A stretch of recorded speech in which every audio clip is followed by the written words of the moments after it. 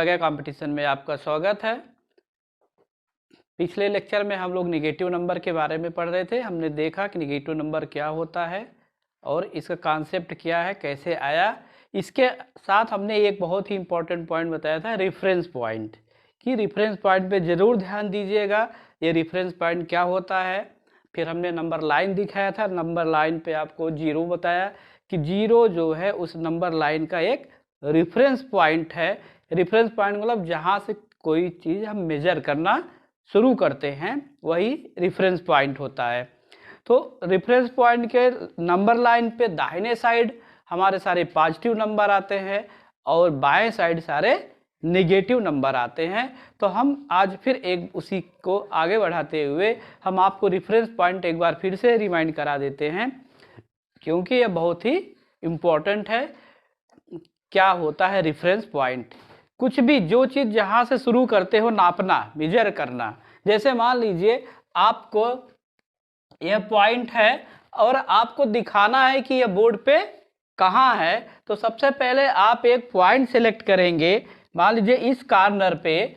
तो ये जहाँ से देख रहे हैं यही है आपका रेफरेंस पॉइंट। मतलब आप कहेंगे कि यहाँ से इस तरह से आया और ऐसे, यानी यहाँ से मान लीजिए कि 10 मीटर पूरब जाओ, फिर इसके बाद 8 मीटर उत्तर अगर आप जाएंगे नॉर्थ में, तो हम इस पॉइंट पे पहुंच जाएंगे। तो इसका मेजरमेंट हमने कहाँ से शुरू किया?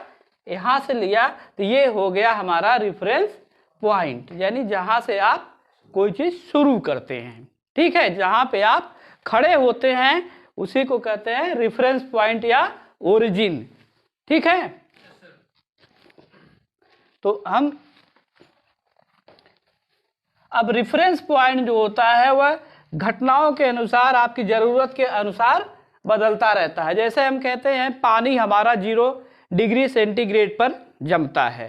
ठीक है, तो इसको दिखाने के कई तरीके, लेकिन अगर इसी को आप फ़ारेनहाइट में कहोगे, जैसे बुखार आपका फ़ारेनहाइट में नापा जाता है, तब कहेंगे कि पानी जो है वो 32 फ़ारेनहाइट पे जमता है। अब रेफरेंस क्या हो गया?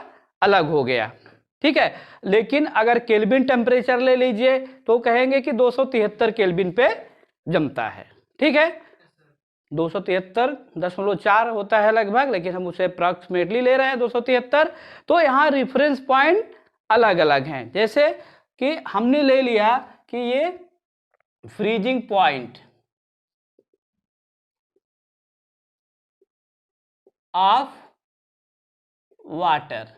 ठीक है, यानी पानी जमता है। कब जमता है? देखिए, फ्रीजिंग पॉइंट ऑफ वाटर क्या होता है, इसके 3 स्केल होते हैं। ठीक है, पहला, अब मान लीजिए यहाँ पे देखिए एक शुरू होता है यहाँ से। अब पानी यहाँ जमना शुरू हो रहा है, ठीक है ना, पानी यहाँ जमना शुरू हो रहा है, तो ये कहेंगे कि ये 0, ये केल्विन स्केल होता है। ठीक है, इस स्केल में नापेंगे तो इसको 273 खानों में बांट देते हैं। हम क्या करते हैं? 273 खानों में बांट दिया जाता है। तो अब कहेंगे कि पानी 273 केल्विन पे जमता है। ये ओरिजिनल स्केल है कि पानी कितने पे जमता है? 273 केल्विन पे जमता है।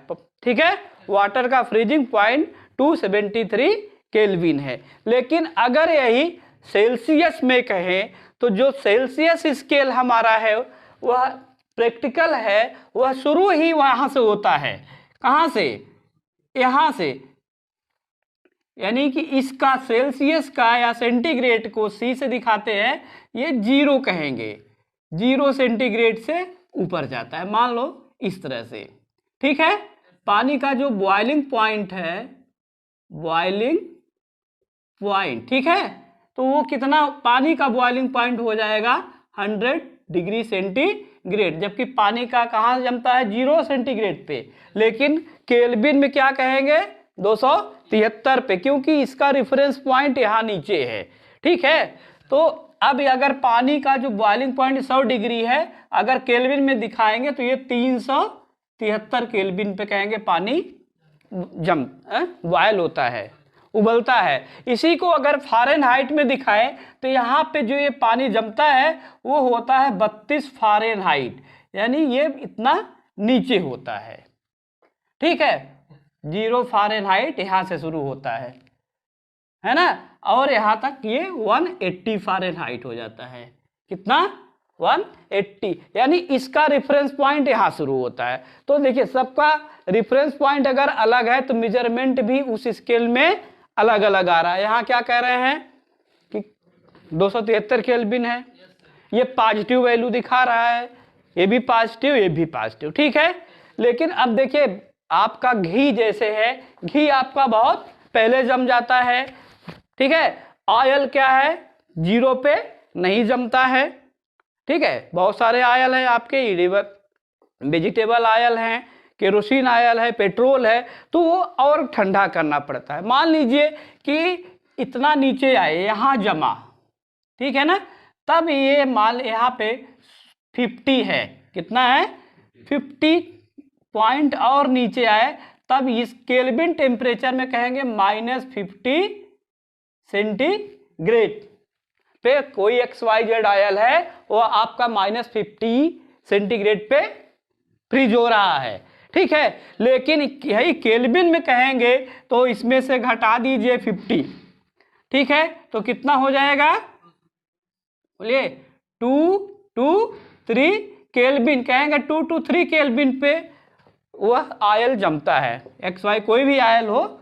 ठीक है, उसका फ्रीजिंग पॉइंट कितना है 223 केल्विन, यानी केल्विन स्केल में बस याद रखिए जीके पूछा जाता है, इसलिए मैं आपको यहाँ इसको बता दे रहा हूँ कि केल्विन स्केल में कोई निगेटिव टेम्परेचर नहीं होता है। इस जीरो को एब्सोल्यूट जीरो कहते हैं, क्यों यहाँ जाने पे देखो पानी जमता क्यों हो, जो जो ठंडा होता जाता है कोई चीज़ उसके अणु गति करना बंद कर देते हैं। जैसे आपको ठंडी लगती है, सबको इकट्ठा होने लगती है, धीरे धीरे मूवमेंट कम होता जाता है। तो 0 केल्विन वह टेम्परेचर हो जिसपे पूरा एटम एकदम स्थिर हो जाता है, कोई मोशन नहीं होता है। ठीक है ना, तो इसलिए इसे कहते हैं 0 केल्विन टेम्परेचर। यहाँ तक पहुँचना संभव नहीं है, क्योंकि जब सब चीज़ बंद हो जाएगा तो आपकी कोई मशीन भी वहाँ काम नहीं करेगी, उतनी नीचे नहीं जाएगी। तो यहाँ दूसरा जी के याद कर लीजिए, इसका पॉइंट नहीं है फिर भी बता दे रहा हूँ। हीलियम, हीलियम एक ऐसी गैस है जो सबसे लास्ट में जाके जमती है। ठीक है, लगभग 3 फ़ारेनहाइट से जमना, 3 केल्विन से जमना शुरू हो जाती है, बहुत ही नीचे जाना पड़ता है, सबसे लास्ट में 3 केल्विन से जमना शुरू हो जाती है। तो उसमें उस समय जो लिक्विड बनता है हीलियम का, उसे कहते हैं सुपर लिक्विड। क्या? सुपर लिक्विड, क्योंकि जिस बर्तन में रखेंगे वह स्थिर नहीं रहता है, वह घूमता रहेगा। जैसे एक ग्लास है, अगर एक ग्लास है, इसमें अगर रख दिया जाए तो ये पूरे बर्तन में घूमता रहे, थोड़ा सा डाल दिए पूरे सरफेस पे, इसके बाहर नहीं जाएगा, इसके पूरे सतह पे घूमता रहेगा, एक अजीब सी स्थिति होती है। ठीक है, तो इस तरह से जब आपके रेफरेंस पॉइंट बदल जाते हैं तो आपका मेजरमेंट भी बदल जाता है।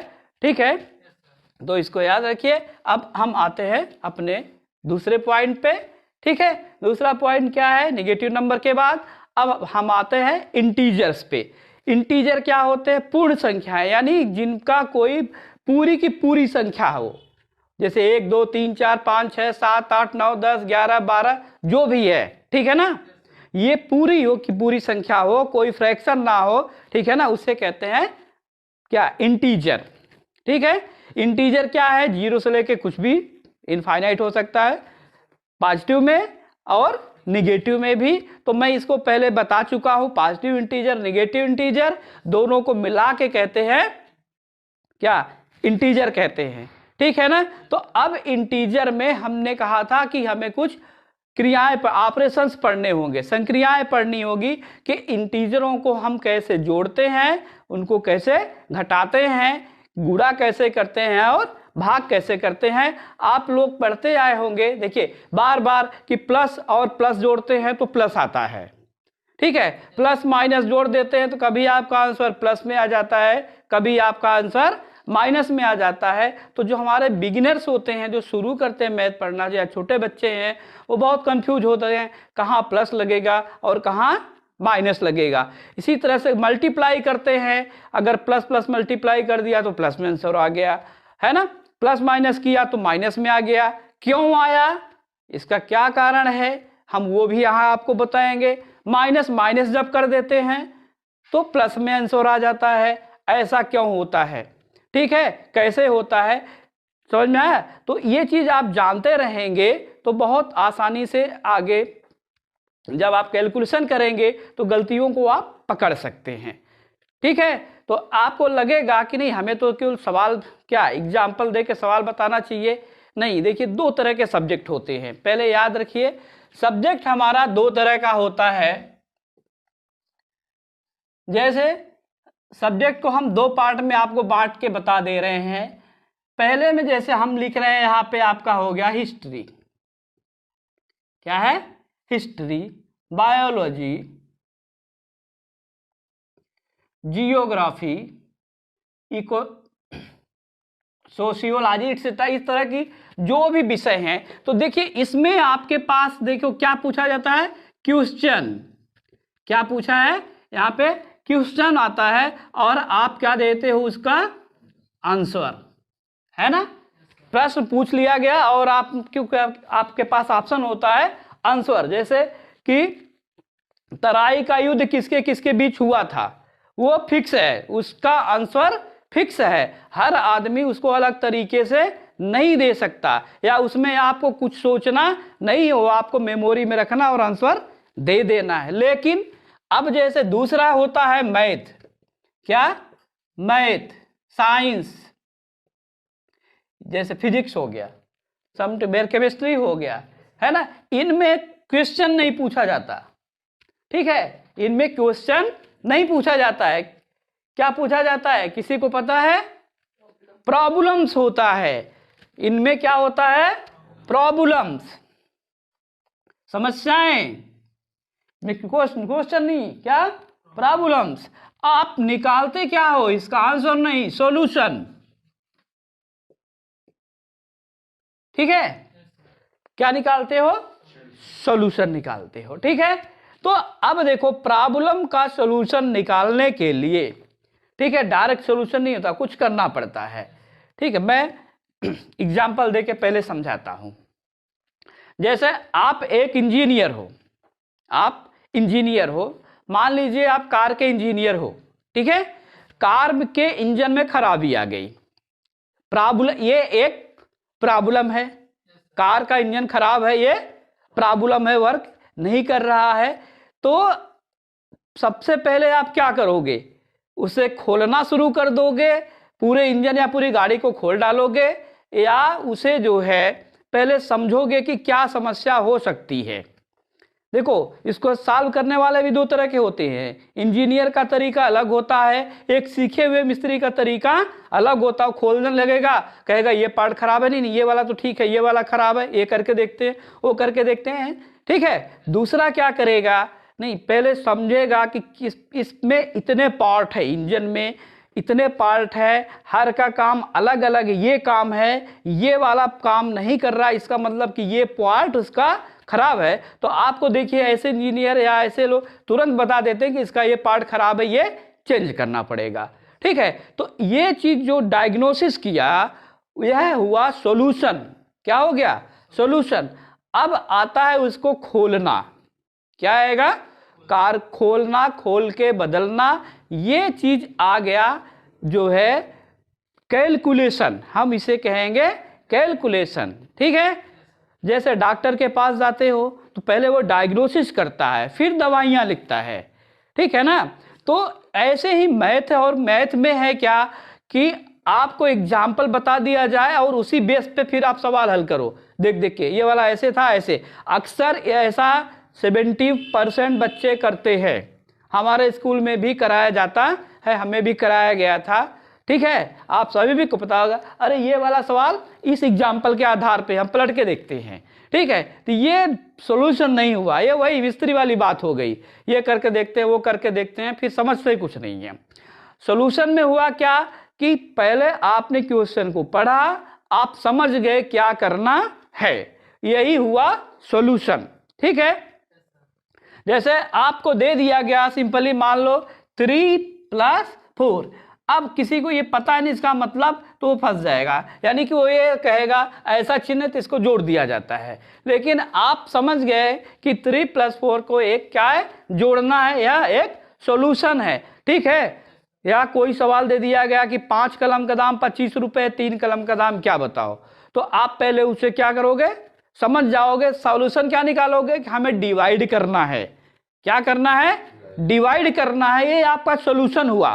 क्या हुआ, सॉल्यूशन। अगर सॉल्यूशन आपको आता है तो आप कैलकुलेशन कैसे भी कर सकते हो बहुत, और कहाँ गलती है वो भी पकड़ सकते हो। ठीक है, तो मैथ में हम जो है सिर्फ इसलिए पढ़ा रहे हैं इतना, ताकि आप सॉल्यूशन निकालना सीख जाओ, सिर्फ कैलकुलेशन नहीं।